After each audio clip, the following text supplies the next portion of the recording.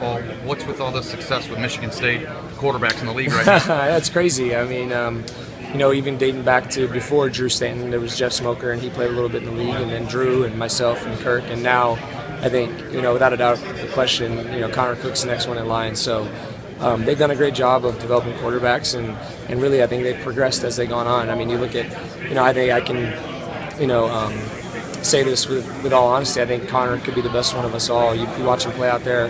He has all the skill, and he's playing great right now. Do you consider Nick Foles a Michigan State guy? I do. I mean, Nick was my backup my junior year, so I know he transferred to Arizona, but he started off there. And I have a photo at home of me, Nick, and Kirk all in the same, we took a photo at the bowl game. So it's pretty cool to have that connection. Michigan State a few years ago probably wasn't considered as a, football factory quarterback power. I mean, what do you think is the reason for your guys' success, and how you guys been able to go into the league? And I think other than Drew, we've all played for Coach Dantonio, who I think has done a great job of just turning that program around and getting things going. And I take pride in being there. His first 2 years were my last two, and I was his first starting quarterback there. And the guys that I played with those few years, we felt like we really kind of laid the foundation for where they're at right now. And where they're at right now is a very impressive thing. Yeah. I mean, what is your take on Michigan State as a program? Are they a powerhouse yet? Are they on their way? I mean, what is it just to look back and see what they're doing these days? Yeah, it's awesome. I think I wouldn't quite call them a powerhouse yet. I think even Coach Dantonio would say they're always just learning how to handle the success, and I think they've done a great job with it, and they just need to continue to do what they're doing, and the sky's the limit, I think. Well, they're on top of the Big Ten right now. Ohio State, too, is up there. Ohio State and Michigan are usually rivals, but what's going on? Michigan State, their new rivals? Yeah, maybe could be a few more Big Ten championship games like they had last year. I know they're in the same conference now, they're on the same side, but you have some of those battles like that, and it becomes rivalry. I mean, for me, being from Ohio, we had a lot of guys on my team from Ohio, so the Michigan State, Ohio State, we took that as a rivalry. It might not be out in the media the way it is, but with Coach Dantonio having been at Ohio State, it's definitely up there on the radar at Michigan State. Michigan's down right now. Ohio State is chased. I mean, they lost to them last year. I mean, is that the real rival right now, you think? I mean, no, Michigan is always the big rival for us. I mean, they want to call us their little brother, and I think ever since Coach Dantonio's been there, we've done a good job of changing that. For Ohio State, though, it has to be. I mean, sure, they're not used to being in this position where they're looking up at another team. Yeah. What do you think it's going to take for Michigan State to maybe step into the picture as Ohio State's main rival, especially now that they don't have that big game anymore? I think just continued success. I think they keep doing what they're doing, and the program is heading in a great direction.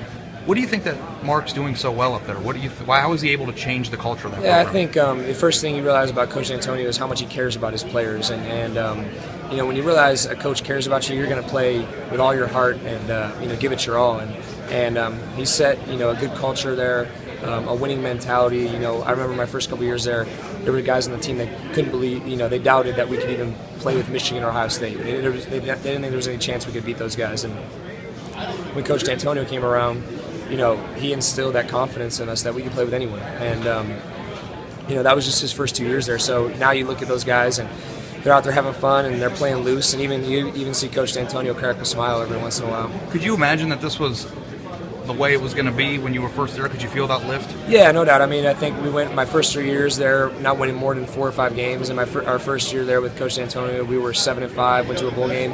Our second year we improved to 9-3, went to another bowl game.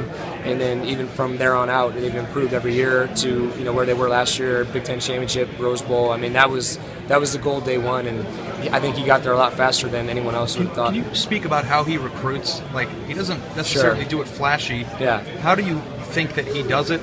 I mean, his plan is to get the best players that fit his system. Yeah, I think he's very smart about finding guys that fit their system right. He wants good quality people, smart players, and they get them to play very hard, and that's the way it goes. And you don't need a bunch of 5-star recruits. You need guys who are going to play for the man next to each other and who are good people, and that's the way he wants to win, and he's proven that you can do it that way. You think building a team that way about getting guys who fit your system, not necessarily the flashiest 5-star kids from California and whatnot, is a better way to build a college team than maybe just going for the best players everywhere? I mean, it makes sense. I mean, that's what the NFL does. They don't draft the best player. They draft the best player who fits their system.